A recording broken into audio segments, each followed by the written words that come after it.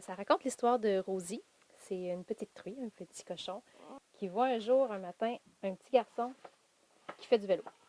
Une histoire écrite par Pierrette Dubé et qui a tout de suite inspiré l'illustratrice bien connue en Gaspésie sous le nom d'artiste Orbi. J'avais déjà des livres d'elle dans ma bibliothèque. Puis quand je l'ai lu, j'ai eu plein d'images en tête. Là. J'avais vraiment envie de. J'avais même hâte de faire des dessins. Là. La collaboration a fait bon ménage puisque le duo a remporté une reconnaissance inattendue, le prix jeunesse des libraires du Québec. Tu sais, quand tu es artiste, tu le sais que les gens aiment ce que tu fais, mais c'est jamais comme.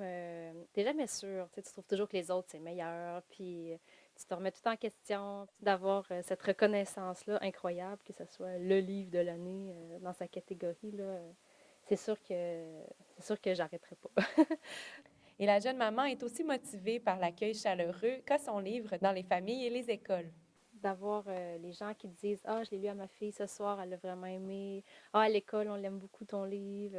C'est juste d'avoir cette réponse-là, ça donne vraiment envie d'en faire d'autres. La Gaspésienne d'adoption trouve son inspiration en dévorant des livres. J'ai vraiment une grosse bibliothèque d'ouvrages jeunesse. C'est sûr que j'en mange, là. C'est un peu comme ma formation continue à moi, d'acheter des livres. Et pour créer le monde coloré de Rosie, elle s'est beaucoup inspirée de son propre univers. Ça se passe dans un milieu agricole, puis moi j'habite au milieu de champs, puis j'avais des poules, là. J'ai pris un petit break de poules parce que j'ai d'autres poules à m'occuper. Mais tu sais, ça, c'était mes poules, là, c'est qui m'ont inspiré beaucoup, là.